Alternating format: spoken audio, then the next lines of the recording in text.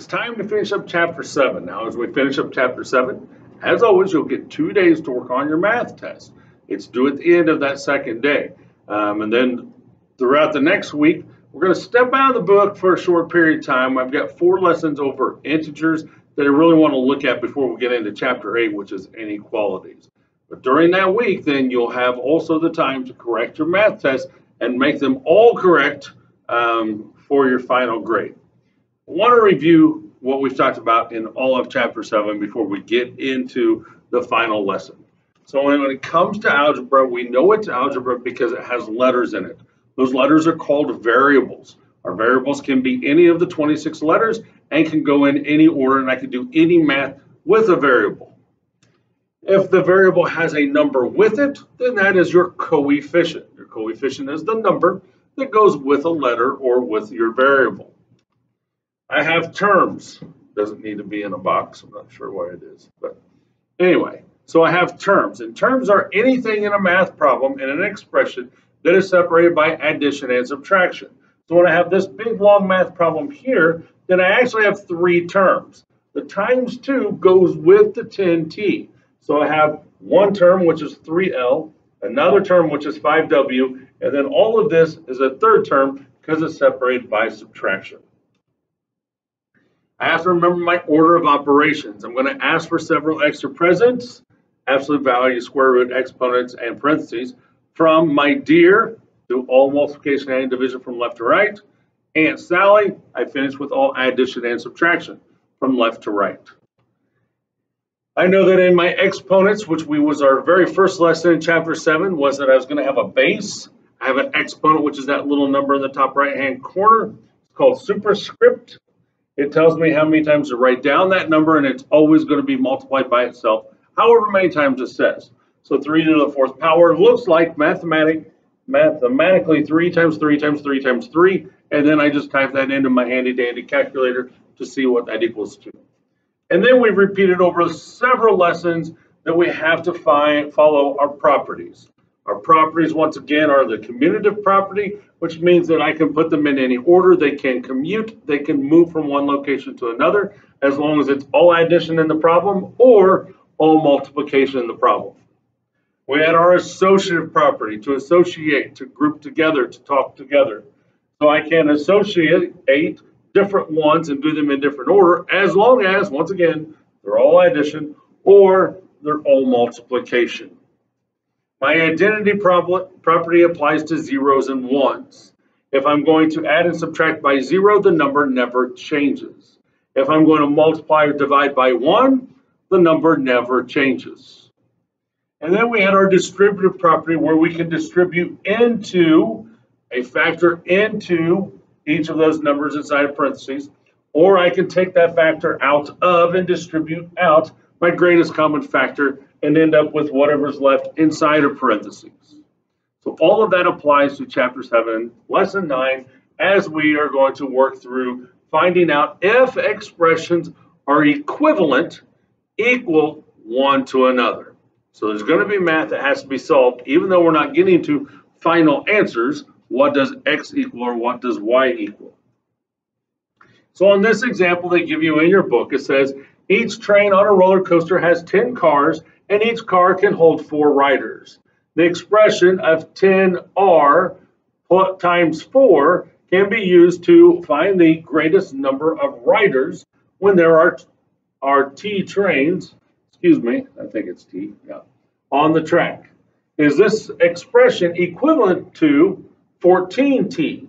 Use properties of operations to support your answer. So we're wanting to know if both of them are the same. Does 10t times 4 equal, or is it equivalent to 14t? I can only find that out by doing the work of combining any terms that I have in common. So it says use the commutative property of multiplication. So when I'm looking at these two to see if they are the same, I can see that I have my 14 or my 10t times 4. Now I know that when I change those around, I can put my 4 in front followed by my 10t. But 10t is what type of math? Multiplication, right? So that's the same as saying 4 times 10 times t, and that's my associative property. So now, if I multiply 4 times 10, what do I get? I would get 40t. So by changing my 10t times 4 around, using my commutative and then multiplying with my associative, I know that that's the same as 40t. Well, is that equivalent? I don't know. It doesn't seem to be, seeing that's a 14, but let's test it and find out. And the only way to test it is by choosing a number to plug in there to see if I get the same answer. So we're going to test it by using the number 2. Plug in 4t, let's say that my train equals 2. And I would take a 2 and multiply by both of those.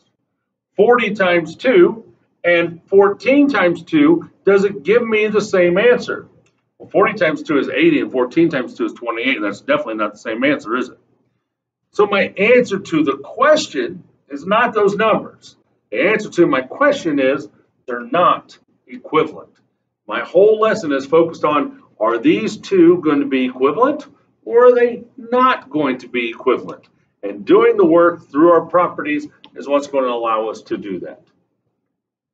So now I have 7y plus x plus 3y in parentheses. Is that the same as, are they equivalent to 10y plus x? Well, let's find out. Let's do our commutative property to begin with the first one. So I have 7y plus x plus 3y. So my commutative property allows me to move things around. I want to move them together so that my like terms are side by side. So I have 7y plus 3y plus x.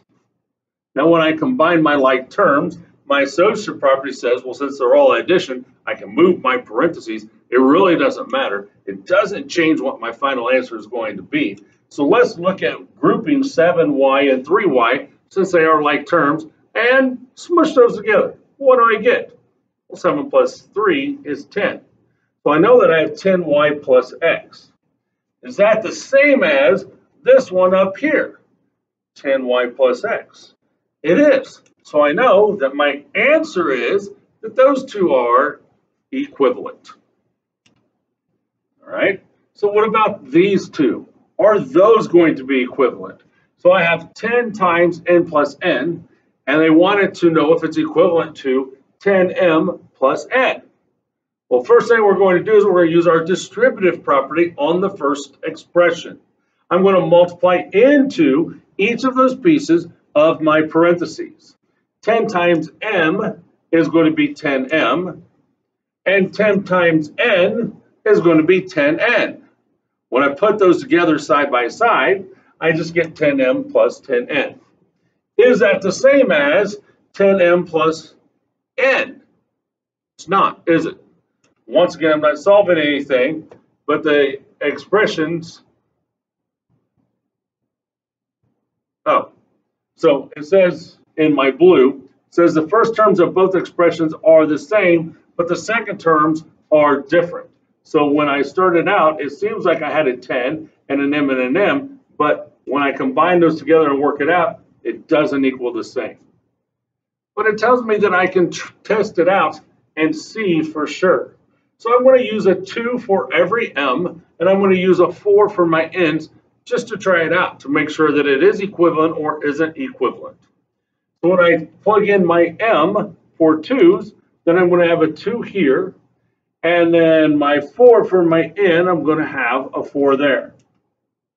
When I combine those and actually work it out, then I have to do multiplication and division from left to right. That's why it's important to remember the order of operations. 10 times 2 is 20. And then I do my multiplication of 10 times 4, which is 40. Then I can combine them together because addition and subtraction goes last. 20 plus 40 is 60. What about on the right-hand side? Still plugging in for my m, a 2, and for my n, a 4. So I take my 10 times 2, which is 20, and I'm left with adding 4, which is 24. And those indeed are not equivalent one to another. All right. Use my properties of operations to determine whether these expressions are equivalent. The and indicates the separation between the two expressions. So I have my 7k plus 4 plus 2k. It says that I'm going to move them around. I'm going to move my terms. So I'm going to use my commutative property. I'm going to see that I have 4 plus, so I just moved my 4 in front and I put my 7k next to my 2k. So now I have 4 plus, according to my associative property, I can do them in any order, so I'm going to add the ones with like terms. I'm going to add my 7k and my 2k. Well, 7 and 2 is 9, so I know that I have 4 plus 9k. Is that the same as 4 plus 9k? Yes, it is. Those indeed are equivalent one to another.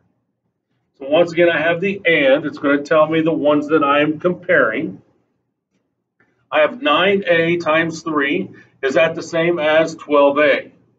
So as I work it out and I write, I'm going to end up with putting my multiplication sign in between my 9 and a. 9 and a are touching. It just simply means they're being multiplied together. If I group my like terms, then I have 9 and 3 with multiplication. So my commutative property lets me move my like terms, my constants together. 9 times 3 gives me 27, and so I have 27 times a, or 27a. Is that the same as 12a? That is not the same, is it? So not equal to, that an equal sign with a slash through it means not equal to. It also means not equivalent. Or you can write out the words not equivalent. All right, so on 3, I have 8 times p plus 0. And then I have 8 times p times 0. Well, when I look at my identity property, it tells me that if I multiply by 0, I'm going to end up with 0. If I add by 0, I end up with the same number. So my 8 times p plus 0 is just the same as 8p. My 8p times 0, any number times 0 is 0. So it just gives me 0. And those two are not equivalent one to another. On 4b, I have all addition down below, and I have my distributive property up above. So I need to start with my distributive property. I need to take my 5 into my parentheses. And once again, since it's touching the parentheses, that means I multiply by each of the items inside the parentheses, keeping that addition. So I have 5 times a, which is 5a. I keep my addition. And then I have 5 times b, which is 5b.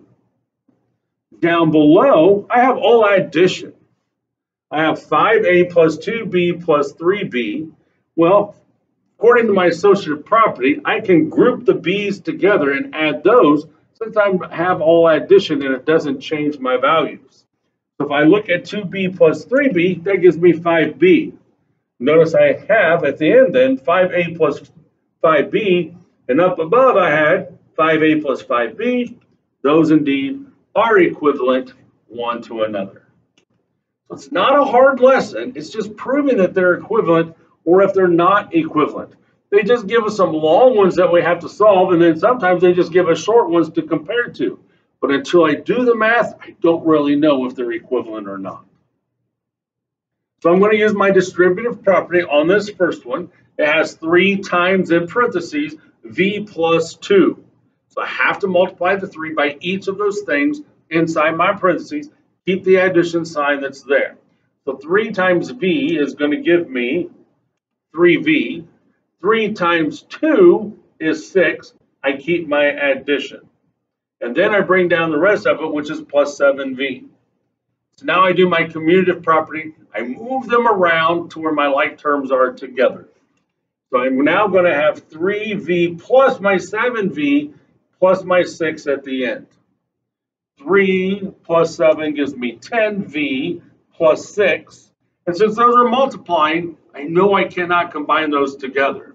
So 10v plus 6 is what I end up with. Is that the same as 16v? That is not the same as 16v. So those are not equivalent one to another. So up here I have all addition in my first expression. I have 14h plus in parentheses 17 plus 11h. Since it's all addition, I can do my associative property. I can move my parentheses around anything that I want to. I could also use my commutative property and move my like terms with one another. Generally, if I put my like terms together, it makes my life a lot easier and I'm not trying to bounce around with numbers in between. So if I look at 14h plus 11h and combine those together, since I do have the same variable, then I'm going to have my 17 at the end. When I combine those two together, I get 25h plus 17. Is that what the second one says? It is the exact same thing, isn't it? So I know those are equivalent. Finally, I'm left with 4b times 7. Once again, 4 and b touching means multiplication. So if I show that I'm multiplying those together, and then I join my like terms, which are my constants without the b, I would have 4 times 7 with my b left over. So my commutative property lets me move those around. I can now multiply 4 times 7, which gives me 28. And I'm left with times b, and that's the same as the 28b that they give me. So my answer is yes, they are equivalent. This is not a difficult lesson. It is not designed to be a difficult lesson. It's just combining everything that we have talked about into one lesson. Final one. Now I have to choose to see which ones are indeed equivalent to the scenario that we're given. So I have to understand the scenario that we're talking about before I can say, yes, these are equivalent or these are not. Each case of dog food, so I have C for cans. Each case of cat food contains 12 cans. 4 students wrote the expression below for the number of cans in 6 cases of dog food and 1 case of cat food. So let's look at what we have. I have cases of cans. Okay, well, I don't know how many cans there are, but do I know how many cases there are? I do. I know that my cases or my cans for my cat food is going to be 12. So if I know that 1 case of cat food is 12 cans, but I don't know how many cans are in the dog food, but I'm told that I have 6 cans or cases of dog food with however many cans for the C, and 1 case of cat food, and I know in the blue it tells me that 1 case is 12. Then this first one right here does indeed match and makes sense on what we're talking about. I know I'm getting 6 cases of dog food, I just don't know how many cans are in them. So I would take 6 times C. I know I'm getting 1 case of cat food and it has 12 cans, so I would then add my 12 to it. That is going to represent what I'm talking about up here. But what about the next ones? Well, when I take 6C times 12, well, that would be saying that I'm taking 6 cases of dog food, and then I'm going to multiply all of that by 12, and that just doesn't make any sense. Because when I move those around, I end up with 72 times my C, and we know there's not 72 cans or cases that we're getting. So that one doesn't work. What about the next one? Well, in order to do the next one, we got to do our distributive property N2. So if I take 6 times C, I get 6C, and 6 times 2 is 12, and I keep my addition, and that one matches over here. It's the same thing. When I have 2C plus 4 times 3, I want to do my distributive property again, but they set it up funny. Well, it's fine if they set it up funny. They're just trying to trick you. Don't let them. Do your distributive property. A number touching the parentheses means multiplication, so they just show you the multiplication and they put it at the end. So let's go ahead and distribute it into, but going backwards. 3 times 4 is 12, I keep my addition, and 3 times 2 is 6, and I keep my C. Those say the same thing, just like that one. So I know on this one I have 3 answers that are equivalent. It could have been 2, it could have only been 1. So I have to make sure that I read it, I understand it, and then I choose all that are possible answers. And the only way that I can do that is by going step by step and showing my work. All right, like I said, it's not designed to be a difficult assignment. It shouldn't be difficult at all. It's just, is it equivalent? Is it not equivalent? You could put an E for equivalent and NE for not equivalent, and I accept that. You can do the equal sign with a slash mark in it. If you want to show that as not equivalent, I accept that. They're all correct answers. So you have page 411, questions 2 through 14, and then page 412, questions 1 through 6. As you're working through it, then come and ask questions. Remember, it's important to understand it because this is going to be on your test, and your test is tomorrow.